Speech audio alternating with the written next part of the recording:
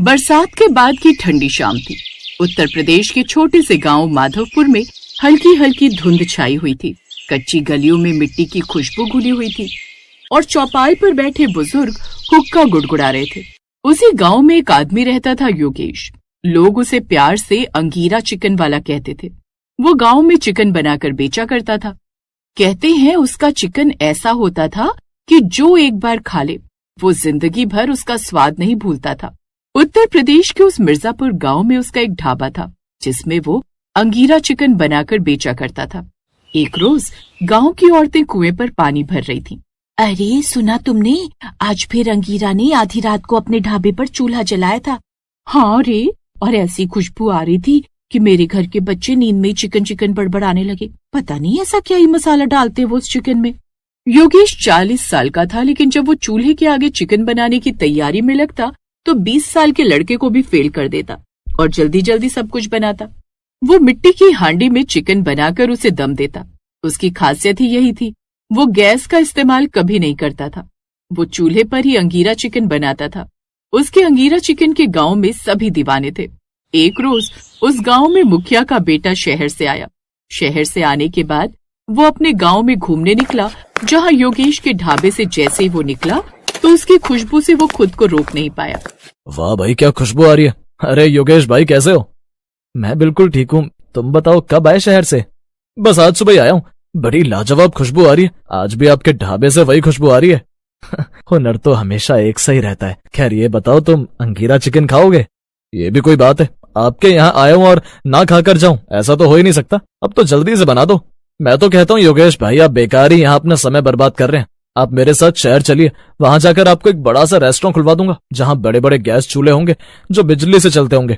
साथ ही आपके साथ काम करने वाले और भी लोग होंगे आपकी हेल्प के लिए। बोलो क्या बोलते हो? शहर की हवा और यहाँ की हवा में बहुत फर्क है।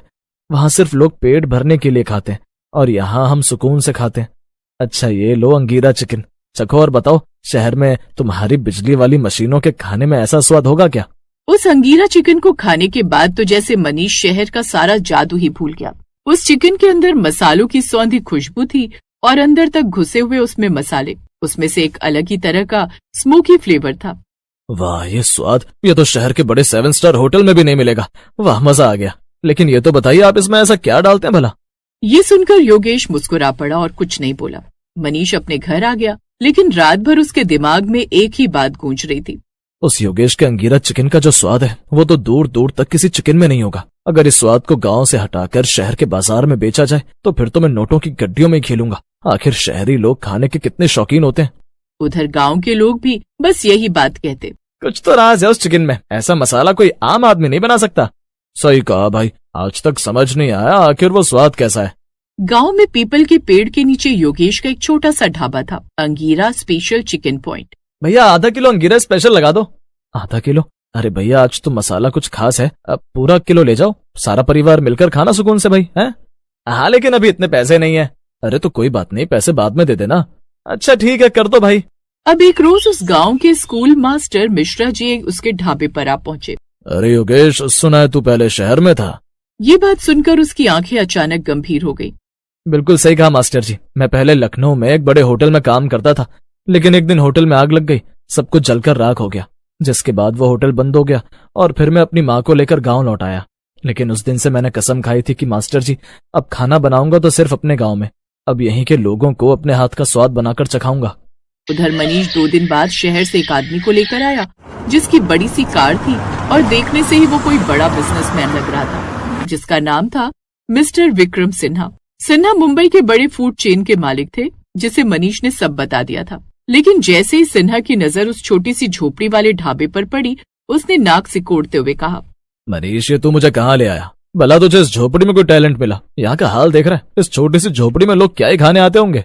सर आप एक बार इनके हाथ का बना चिकन तो खाकर देखिए, आपको सब समझ आ जाएगा। योगेश उनकी बातें सुन रहा था, लेकिन उसने कुछ नहीं कहा। फिर जैसे ही योगेश ने उसे अपना स्पेशल अंगीरा चिकन चखाया तो उसका स्वाद चखकर तो जैसे वो हैरान ही रह गया। वाह ये तो लाजवाब है, तुमने ये कैसे किया? योगेश जी मैं आपको एक ऑफर देता हूँ, आप मेरे साथ मुंबई चलिए, वहाँ आपको हर काम के लिए मशीनें मिलेंगी। साथ ही आपकी इस रेसिपी के दम पर हम शहर भर में आउटलेट खोलेंगे, फिर देखना आप कैसे महीने के लाखों कमाएंगे। बात सिर्फ हाथ के स्वाद की नहीं होती साहब, बल्कि और चीजों की भी होती है। यहाँ गांव में तो मुझे गांव के चरवाहे से ताजा मांस और गांव के कुटे हुए मसाले मैं अपने हाथों से पीस कर डालता हूँ। साथ ही यहाँ के मसाले, गांव की मिट्टी का चूल्हा, हांडी, ये सब वहां क्या मिलेगा? बिल्कुल भी नहीं। तो हम चाहकर भी उसमें वो स्वाद नहीं ला पाएंगे। वहां तो सब कुछ फ्रीजर में ही बंद मिलता है। नहीं साहब, मुझे आपका ये ऑफर मंजूर नहीं है। मैं तो यहीं खुश हूँ। ये देख मनीष को गुस्सा आ जाता है। उसे लगा था कि इस बार योगेश इतना अच्छा ऑफर नहीं ठुकराएगा, लेकिन उसने तो वो ऑफर भी ठुकरा दिया।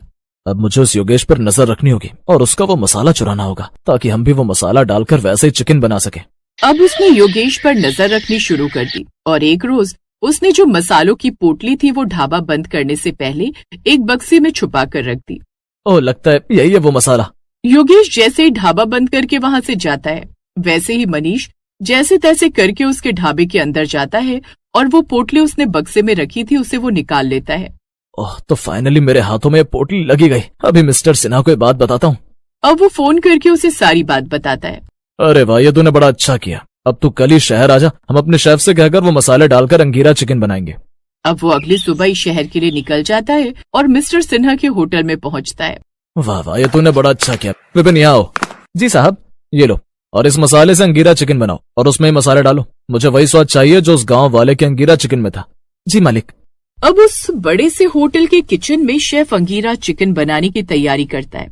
मनीष ने अपने सामने सारी तैयारी करवाई। उसने लहसुन की बारीक कलियां कटवाई, साथ ही चिकन के पीस में अच्छे से वो मसाला छिड़का गया, जिसके बाद उसे मैग्नेट करने के लिए छोड़ दिया। उस किचन में चूल्हे की जगह महंगे गैस बर्नर थे और साथ में महंगे महंगे बड़े बड़े बर्तन। अब बाहर बैठकर सिन्हा और मनीष उस स्वाद का इंतजार करने लगे, लेकिन फिर जल्दी से वो अंगीरा चिकन बनाकर ले आता है। ला भाई ला, जल्दी ला, अब मैं भी जल्द से जल्द अमीर बन जाऊंगा। लेकिन जैसे ही वो उसे मुंह में डालते हैं तो उन्हें वो स्वाद उस अंगीरा चिकन में नहीं मिलता। उन्होंने पहला निवाला खाते वो थाली वहां से खिसका दी। इसमें तो वो स्वाद ही नहीं है। मनीष, ये सब क्या है? याद आया, वो मिट्टी की हांडी में ही अंगीरा चिकन बनाते हैं। अब बड़ी बड़ी मिट्टी की हांडियां मंगवाई गईं और उसमें वो बनवाया गया, लेकिन उसमें भी वो स्वाद नहीं आया। ये सब क्या बकवास है मनीष? इसमें तो वो स्वाद ही नहीं है। मुझे लगता है तुम्हें ठीक से उसकी रेसिपी नहीं पता। तुमने तो मेरा वक्त खराब किया। चलो अब निकलो यहाँ से। मनीष अब उदास मन से गांव लौट आता है। उसका सपना चूर चूर हो गया था। फिर वो योगेश के पास आया और उससे माफी मांगी। योगेश भाई, मैं तुम्हारा मसाला चुराकर शहर ले गया। तुम्हारी तरह उसमें मैंने कई तरह के मसाले भी मिलाए, यहाँ तक कि हांडी भी मंगाई मिट्टी की, लेकिन फिर भी बड़े से बड़े शेफ के हाथों में वो स्वाद नहीं आ पाया। ये बात सुनकर वो मुस्कुरा पड़ा। फिर उसने वो राज खोला। मनीष भाई, अंगीरा चिकन में मसालों का ही स्वाद ही नहीं होता। अच्छा, मैं तुम्हें एक बात बताता हूँ। अंगीरा का मतलब क्या होता है? आग। और इसी के नाम पर इसका ये नाम पड़ा। एक चीज है जो शायद तुम्हें तो क्या किसी को नहीं पता। वो क्या योगेश भाई? अभी बताता हूँ। फिर योगेश ने उसके सामने पहले हांडी में अंगीरा चिकन चूल्हे की आंच में बड़े प्यार से बनाया और उसमें अपने हाथ के कुटे हुए मसाले भी डाले और आखिर में डाला उसने चूल्हे से निकाला हुआ आग का अंगीरा और उसे उस चिकन में डाल दिया, जिससे उसमें अलग ही तरह का स्मोकी फ्लेवर निकला। ये आपने क्या किया? मनीष भाई, यही तो असली अंगीरा चिकन का राज है, जो इसमें डलता है तभी तो इसका स्मोकी फ्लेवर आता है। इसी से इसका नाम अंगीरा चिकन पड़ा। ये सुनकर मनीष भी मुस्कुरा पड़ा और दोनों मिलकर खूब देर तक हंसे।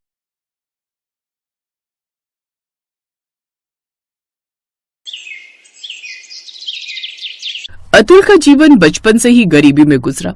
उसकी गरीब विधवा माँ लोगों के घरों में जूठे बर्तन मांजने का काम करने लगी, तो वहीं अतुल लोगों के जूते पॉलिश करके थोड़े पैसे कमाने लगा। लेकिन कुछ समय बाद पता चला कि अतुल की माँ को टीबी की बीमारी है और अब उसने बिस्तर पकड़ लिया। अतुल दिन रात मेहनत करने लगा, लेकिन फिर भी उसकी मेहनत की कमाई उसकी माँ को नहीं बचा पाई और एक दिन उसकी मौत हो गई। अब 12 साल के अतुल के ऊपर 8 साल की बहन निधि की जिम्मेदारी आ गई। वो फुटपाथ पर लोगों के जूते पॉलिश करके पैसे कमाने लगा। एक रोज, जूते पॉलिश करवा लीजिए ना साहब। अरे नहीं करवाने जूते पॉलिश। साहब जूते पॉलिश करवा लो, नहीं तो मेरी बहन भूखी रह जाएगी। क्या मतलब? मेरी बहन का मेरे अलावा कोई नहीं है। मैं जूते पॉलिश करके उसका और अपना पेट पालता हूँ। ये सुनकर राजवीर को उस पर दया आ गई। तो जूते पॉलिश करके तुम कितना ही कमा पाओगे? अच्छा, वैसे मेरा खुद का होटल है, तुम वहाँ काम कर लेना। थोड़ा साफ सफाई का काम है और ग्राहकों को खाना परोसना होगा। इसके बदले में हर महीने तुम्हें तनख्वाह मिलेगी, साथ ही तुम्हें कुछ पैसे टिप के तौर पर ग्राहकों से भी मिल जाएंगे। सच में साहब जी? ठीक है, मैं इसके लिए तैयार हूँ। वहाँ क्या क्या बनता है साहब जी? दाल मखनी, रोटी, पनीर, कोफ्ता से लेकर चिकन सब बनता है। तुम चाहो तो वहीं मेरे होटल पर अपनी बहन को भी साथ ले आया करो। अगले दिन से उसने ऐसा ही किया। वो अपनी बहन के साथ उसी दिन से उस होटल पर गया जहां मसालों की खुशबू से उसका मन भी चिकन खाने के लिए ललचाने लगा। भैया मेरे मुंह में तो पानी आ गया ये खुशबू सूंघते ही। चुप कर छोटी, अभी तू एक तरफ आराम से बैठ जा और मुझे काम करने दे। अतुल अब ग्राहकों को खाना देने लगा। कुछ ग्राहक ज्यादा ऑर्डर कर देते और जब उनसे पूरा नहीं खाया जाता तो थोड़ा चिकन और रोटी वो ऐसे ही छोड़ देते। जूठी प्लेट उठाकर उसमें बचे हुए चिकन रोटी की खुशबू से तो अतुल खुद को रोक नहीं पाया और चुपके से एक लिफाफे में बचा हुआ खाना बांधकर थोड़ी दूरी पर बैठी अपनी बहन के पास ले आया। फिर उन दोनों ने मिलकर वो चिकन रोटी खाई। ऐसे कुछ साल बीत गए। एक रोज राजवीर ने अतुल से कहा, अतुल, सभी ग्राहक तुमसे बहुत खुश हैं। वो तुम्हारी खूब तारीफ करते हैं। इसलिए अब मैं चाहता हूँ कि तुम रसोई का काम सीख लो। ठीक है साहब।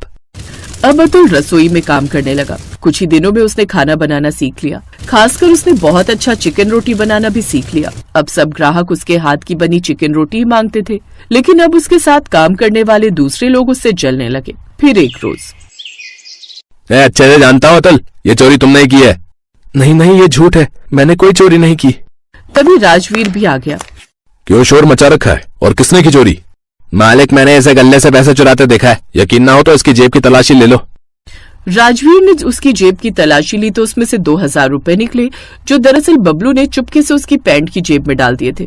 वो पैसे देख राजवीर गुस्से में बोला, आखिर किस चीज की कमी छोड़ दी थी मैंने? फुटपाथ से उठाकर तुझे यहाँ ले आया, फिर भी तूने चोरी की। नहीं साहब जी, मैंने चोरी नहीं की, माँ कसम। निकल यहाँ से, मैं कुछ नहीं सुनना चाहता। राजवीर ने अतुल को काम से निकाल दिया। ये देख बबलू बहुत खुश हुआ क्योंकि वो तो यही चाहता था। ये क्या भैया, आज चिकन रोटी नहीं बचा था क्या? आज के बाद मैं कभी रोटी चिकन नहीं ला पाऊंगा बहन, क्योंकि मुझे मालिक ने काम से निकाल दिया है। क्या, लेकिन क्यों? अतुल ने निधि को सारी बात बताई। अब तो आप भी बहुत बढ़िया चिकन रोटी बना लेते हो। किसी की नौकरी करने से अच्छा है कि आप खुद का कोई काम शुरू कर लो। अतुल ने तो ये बात सोची ही नहीं थी, लेकिन उसे उसकी बहन का ये आइडिया कमाल का लगा। अब उसने चिकन रोटी का ठेला लगाने की सोची। इतने सालों से उस होटल में काम करके उसने इतने पैसे तो कमा ही लिए थे। 2 दिन के अंदर ही अब उसने खुद का काम शुरू कर लिया और अब वो बड़ी ही अच्छी चिकन रोटी बनाकर बेचने लगा और अब लोग उसके पास चिकन रोटी खाने आने लगे। वो सुबह पतीला भरकर चिकन बनाता और शाम तक वो सारा खत्म हो जाता। उसकी कमाई अच्छी होने लगी। उधर अतुल के चिकन न बना पाने के कारण अब राजवीर के सभी ग्राहक टूटने लगे। उन्हें अब चिकन रोटी में वो स्वाद नहीं मिल पा रहा था जो अतुल के हाथों में था।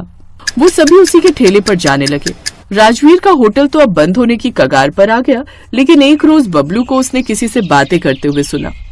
अरे, मैंने ही उस अतुल पर चोरी का झूठा इल्जाम लगाकर उसे यहाँ से निकाल दिया था। उसकी जेब में मैंने ही चुपके से 2000 रुपए गले से निकाल कर रख दिए थे और मालिक को भी यही लगा कि चोरी उसी ने की है। अब राजवीर को अपनी गलती का एहसास हुआ। वो अतुल को ढूंढते हुए उसके ठेले पर जा पहुंचा।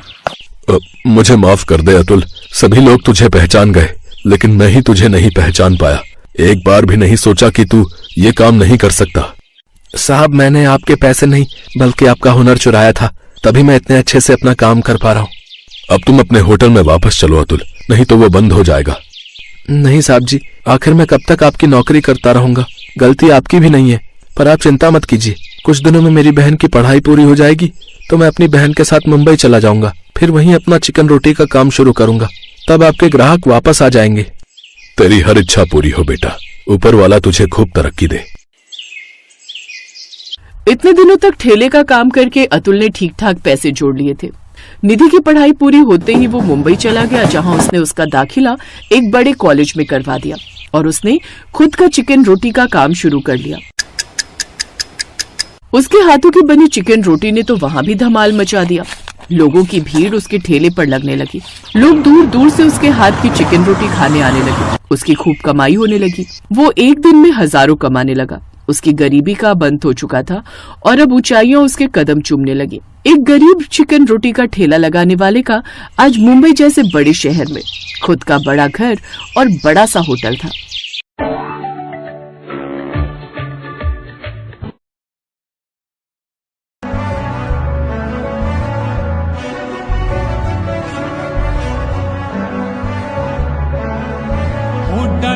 तेरी का राज बता क्यों मारा खून उबाला रे पानीपत में फैल तेरा गुंजा पूरा अम्बाड़ा रे हो जाए तेरी का राज बता क्यों मारा खून उबाला रे पानीपत में फैल तेरा गुंजा पूरा अम्बाड़ा रे तुमके कैसे मेरा